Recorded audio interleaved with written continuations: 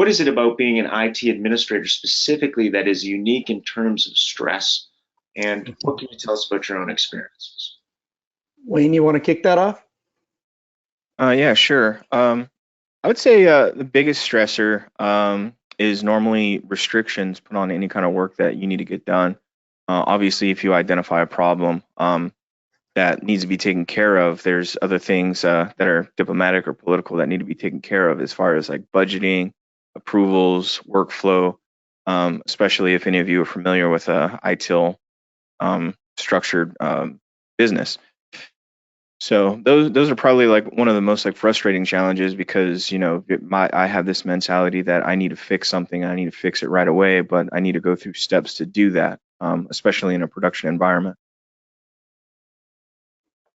I guess on the flip side for me is Primitive was kind of built on the ground up. I was part of that team, so we didn't really have that corporate structure. Pretty much was a nice boutique shop with a couple employees, and we became a corporate business that grew to, like I said, about 100 plus users, internal and external. So for me, my stresses were, am I on the right path for this business? What is our budget? Do we know what our budget should be? How much are we going to grow this year? So, money is always going to be a stressor point, but I have a really good support system on our upper management. I report directly to our CFO, who is a skateboarder in apparel now, but he's one of our non-skater industry guys that came into the industry. But I've learned a lot from him, and he's been a good support system, which has helped kind of minimize that stress for me. So a lot of that stress for me comes from self-induced stress. It's, am I doing the right thing? The what ifs, the questioning. Obviously, during COVID, post-COVID, a lot of that's more remote. I'm not in an office influenced by, upper management being down the hall from me, or, my HR department next to me, or production department, all that. So a lot of those stresses that I mentioned are self-induced. I actually have a lot of freedom with the company, a lot of trust, but as I mentioned, it's just like, it's kind of the Wild West. Like, we can kind of do whatever we need to do, budget permitting, but let's focus on what's the best fit for the company. So you just question, you just want to be, everybody expects perfection out of themselves. You just, what is the best you can do is kind of where I cap that now as I've grown into my role. Well, Ricky and Wayne, you both have been in the field for quite some time. You have an understanding of what some of those responsibilities are, but you also, in your personal and I'm sure in your professional lives, come into contact with a lot of people who are not IT folks, right? And so when you think about the stress you experience versus some of the stress that other people in that in other roles experience, how do you feel like it's really, really different, right? I mean, what is it uniquely about the IT world that stresses that can create mental health difficulties, would you say? I'll kick this one off, Wayne. One thing is I don't, once again, coming to the self-induced, the what ifs, but I do feel like people, we do it at home too. If something breaks, the cable doesn't work, or our phone's not working, or we have bad cell service, even though I'm in tech, I get frustrated with AT&T for my mobile provider or something else like that. We want an instant fix. That's the thing. We're in an instant world. If we were a social media person, we scroll through things every 5 seconds, tapping, going through it. We just expect instant gratification, right? So, for me, like I've kind of always made a joke, like IT can kind of be like a human punching bag, but in reality, that person's not frustrated with you. They're frustrated with the tech that's not working. So that's kind of the one thing for me that that always kind of comes up constantly. And that's where you got to find the balance being an IT admin. I still work the help desk. I still do the upper management stuff. But, for me, like I feel for the end user. I want to make sure I get them a quick solution, but I also want to get them the right solution. So I've been known as we use a Slack DM for our internal help ticketing, and I've been known as Ricky didn't send me an emoji today. He must be extra serious or in a certain mood. So it's always, I try to keep that very personal relationship with our staff, which I'm able to do with it being around 100 and so forth. But anyways, it's just that everybody wants something, they're mad about it when they approach you, or that's why I like our proactive projects, because that's the fun, challenging, rewarding side of things, but I also like helping people too. So maybe Ricky, you probably feel that too, obviously with your clientele and so forth, is you probably love what you do because you enjoy guiding somebody, giving them a solution type of thing. So For sure. Well, and there's a lot of dependency, it sounds like, that your clients have yes. on you for very technical matters that they might very well not understand completely. That is right? correct. Yeah, looping back to that. That is, fixing a printer might be the biggest thing, their biggest reward for the whole week when it might have been an easy thing on tech. It's just really the solution. You got to focus on that solution for the person. Who cares how hard it is? Who cares how easy it is? They just want your help. That's your job. Finish it, do it, and get on to the next, basically. Of course, of course. How about you, Wayne? What in Yeah. particular are you thinking of? In our situation, due to the nature of our business, we have security controls on information that's available to people. So just imagine like your day to day, it's like you go to the office and you print stuff out. You're one of those people that likes to hold something tangible in your hand, and work off of that. And, switching to remote work, like nobody's allowed to print from home, because you could leave sensitive data somewhere that it's not supposed to be. So dealing with challenges on how these people have to change their work dynamic, dyno testing systems that you didn't expect to have, like, something that normally would have like 123 users or something like that at any given time and probably not concurrent, shoot up to 1,000 users. And then, everybody's like, hey, this isn't working. I can't sign in. And it was just coming up with solutions on the fly for, a problem that, you don't go to work and expect like, hey, one day we're just going to send everybody to work from home, because no company has that mentality. That's why they build the offices and your infrastructure at work. And when that all flips around, it's like, how do I solve this problem for folks that aren't here? And as you both are aware, many people took advantage of the fact that they could work from home and relocated themselves, and didn't tell anybody they did. So in the middle of that, we had to upgrade like 1,000 computers. We had to do operating system upgrades, encryption upgrades, and stuff like that. And some of these people, we had to tell them like, hey, you have to come in. We had some guy move to San Francisco from our team, and didn't tell anybody. He had to drive 6 hours just to unlock his computer due to a password sync issue. We just were not, prepared for something like that, and a lot of companies weren't. And that just adds like an insurmountable amount of stress, because, as a company, it's like, hey, we need to be able to work as of tomorrow. What do you got for me? And, you don't have anything in your playbook. You're coming up with audibles, basically to solve these problems. Yes, right, right.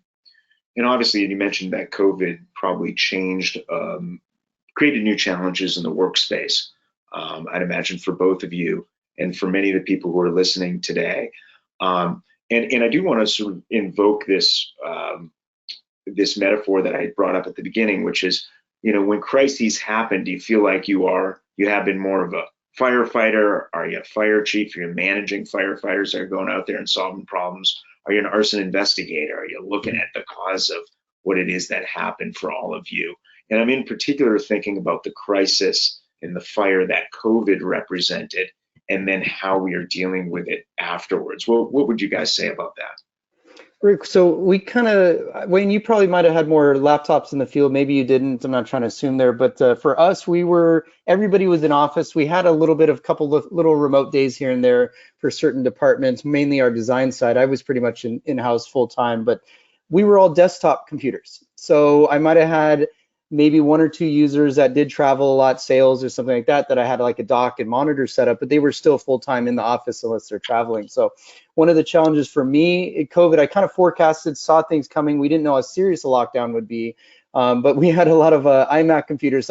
First thing I did was go on Amazon and search for iMac cases or carry bags or something like that, so our users could literally pick them up and take their iMac home, because I didn't have laptops ready to go. And that was the time too, supply chain was kind of getting, it's harder to get webcams, it's harder to get mice, even harder to get laptops. I don't like to order the base Apple laptops, so anything drop shipped was delayed from China type of thing. So I had to get creative. So on the stress levels, I feel on the crises mode that you're talking, Rick, I feel like that's like game on. I'm ready for battle. This is what I'm kind of prepared for. Let's do what we need to do, get it done. And then if I need to complain, if I need a vent, if I need to kind of just release, let's do that after. But I'm here to do what I need to do. So that's kind of the mode I went into, is, just make it happen. And then we kind of transitioned into, getting our users laptops, like Wayne mentioned, like, he had to have somebody physically come on site and do that. We had a couple scenarios we had to get creative, similar to that, but not on that, scale. But all in all, we were able to everybody made it out. We're still functioning. We're still business. Everybody was still happy. A couple little quirks, but it was new for everybody, of course. Yep. Wayne, how about you? Firefighter, fire chief, or arson investigator? What do you tend to be? Just due to the nature of how I work in general, at most places, I think, we all want to be responsible for what we're responsible for. So if it's not my problem to fix, I don't want anything to do with it. That's kind of a lot of people's mentality at work. And my mentality is, even if I don't know how to help you, with your job, if we have like, say our network guy is grinding like 18-hour days trying to, resolve a network connectivity issue or something like that, I'll make myself available to that person to say, hey, do you need me to sign on or check anything? Do you need me to go into the office, check any hardware for you? Because everybody was working remote. And I try to focus on like a teamwork dynamic in that sense, because I knew that we don't have like a large team. It's bigger now, but back then, and most any place that I work, IT is normally small.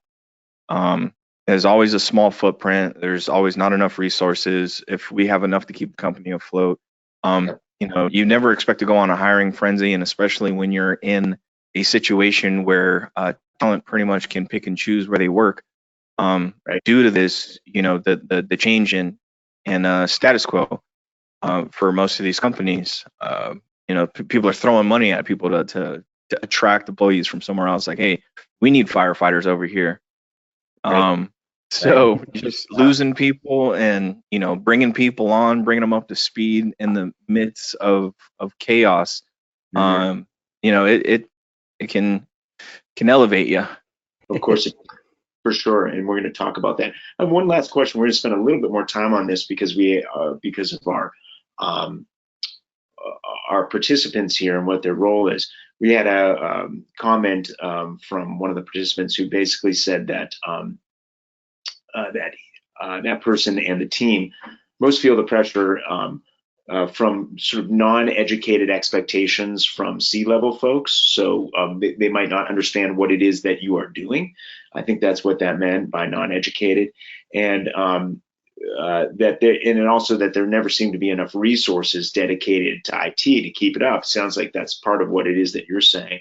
But can either one of you speak to that, either resources or trying to interface from a business standpoint, trying to explain things to folks who don't necessarily know what you're doing? Wayne, you're probably gonna have the longer side of it. I'll keep it short and sweet on us. Just me being that one man wearing all the hats type of thing. I had the support, and actually my executives came to me for how to, to tell them what we need to do. So I had more of an ear that would listen to, to my expertise and my visions for everything, which made things a lot easier for me. But like if Wayne mentioned, more in a corporate structure on it, a lot of the resources are kind of, they're spread thin, right? So for me, I guess I could share that, hey, I was a one-man team spread thin, but I also was able to get the support for extra help during COVID, because they could see the burnout coming and that type of thing. But anyways, Wayne, I'll let you talk on a bigger scale probably than myself. Yeah, as far as the C-level stuff goes, I don't know like what the actual like word to describe it is, but I would say maybe like an urban legend, when someone says like one thing and then they kind of pass that up the chain, and the story like changes once it gets to like the last person in that chain. It's kind of the same thing. It's like if someone C-level asks, their go-to person, which would be like, their CIO or, their infrastructure manager a question, the infrastructure manager is not going to have, an answer offhand most of the time. So there's, and excuse me if I'm breaking up, I see the computer kind of getting choppy. Okay. And give it a second. They may not know what's going on, so they need to check with, their person, and they'll get a really technical explanation, and then that will go back up the chain, and some of that information may be misconstrued or whatnot. So I understand the frustration where that is. Yep, literally speaking different languages, aren't you sometimes? Right. Even my direct kind of rapport that I have, it's all about your sale, right? Like it's, as Wayne mentioned, it stinks when it starts getting kind of jived and kind of shuffled a little bit before it gets up the totem pole. But even on a face-to-face basis, for me, it's like, how strong is my sale? Yes, they believe in it, but do we need this at this time? This is a larger spend for us, and you got to still reinforce that. This is the why. This is what's gonna make it, make our users have an easier way to use data. This is going to protect our company. This is why we need to deploy laptops instead of desktops. So, a lot of working directly with the finance side of things with us, it's we have a pretty good size budget for a company of our size, but at the same time, we know the value and the ROI of that. So that's what I've gained on the trust side, at least. Please subscribe and check out more content from us.